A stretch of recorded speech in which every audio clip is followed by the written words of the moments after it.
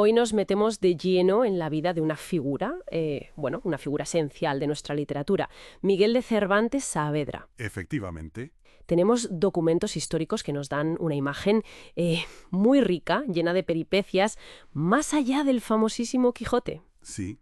La verdad es que su vida fue una auténtica novela. Pues eso, vamos a descubrir al soldado, al cautivo, al hombre que luchó contra mil dificultades mientras creaba una obra inmortal.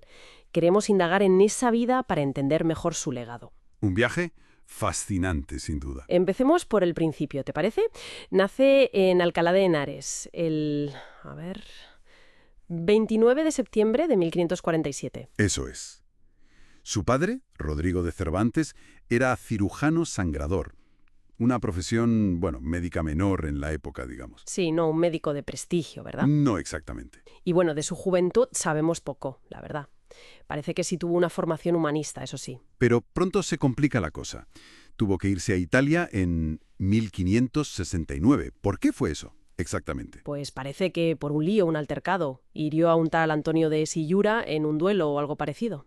Ah, vale. Y claro, esa huida es un punto de inflexión total.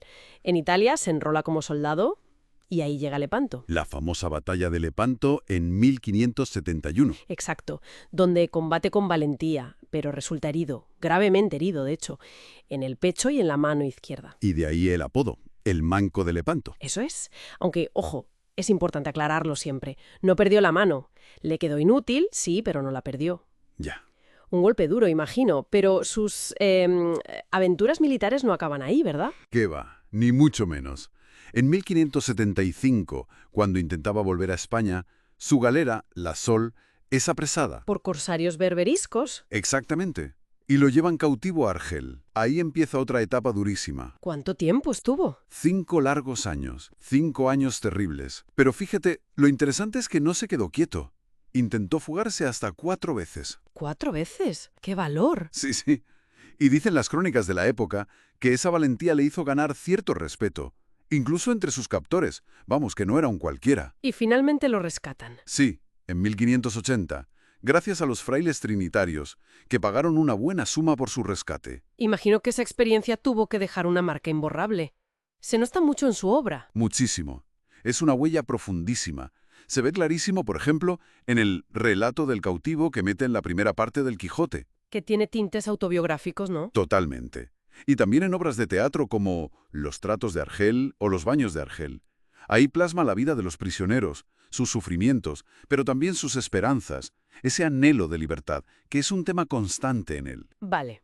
Vuelve a España. ¿Y qué pasa? ¿Mejora su suerte por fin? Pues no demasiado, la verdad. La vida sigue siendo complicada. Se casa en 1584 con Catalina de Salazar, que era bastante más joven que él. Y publica su primera novela, La Galatea. Exacto. Una novela pastoril, muy al gusto de la época, pero que tuvo un éxito más bien discreto. No le saco de pobre, vamos. ¿Y los problemas económicos seguían ahí? Continuaban, sí. Tuvo que buscarse la vida en empleos, poco agradecidos. Fue recaudador de impuestos para la corona. Uf, eso siempre trae problemas. Ya te digo. Y también comisario de abastos para la Armada Invencible. Y sí, tuvo líos. Acusaciones de quedarse dinero, irregularidades en las cuentas. Acabó en la cárcel. Varias veces, sí. Por periodos cortos, pero estuvo encarcelado. Y es increíble pensar que, quizá, en una de esas estancias en la cárcel de Sevilla, empezó a imaginar el Quijote. Vaya. La adversidad como fuente de inspiración. Exacto. A veces pasa. Y entonces llega el gran momento.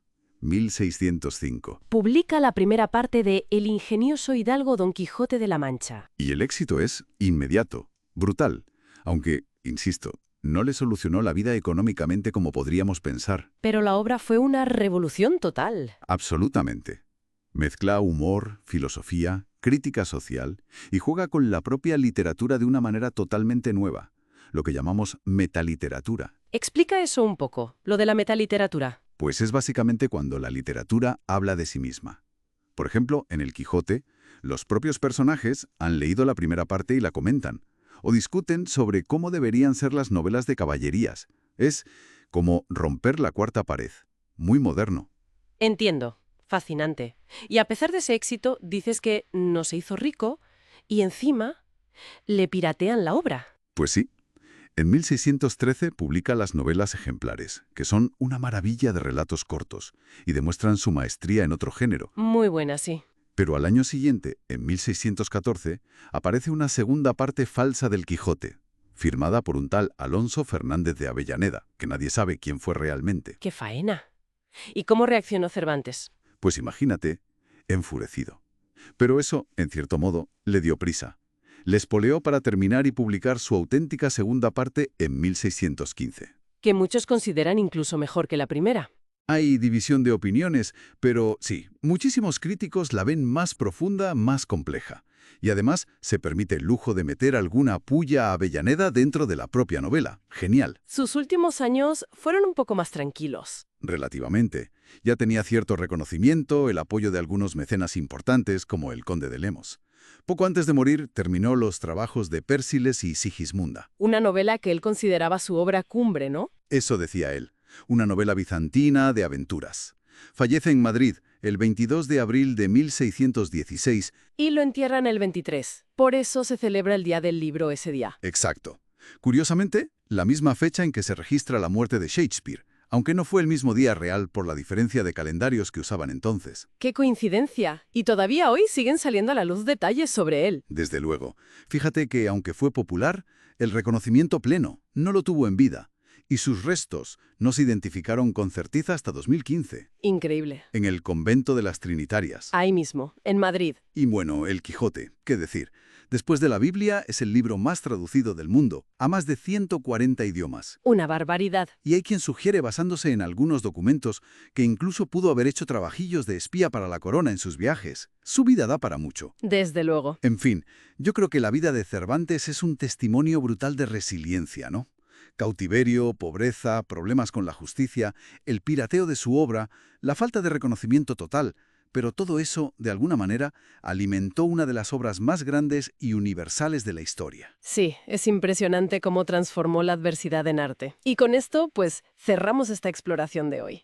Pero queda una idea flotando, ¿verdad? Sí, ¿Hasta qué punto esas luchas, esas caídas, esas vivencias difíciles no serán precisamente el combustible esencial para la creatividad? Para entender el mundo y a nosotros mismos de una forma más honda. una buena pregunta para seguir reflexionando. La vida detrás del genio.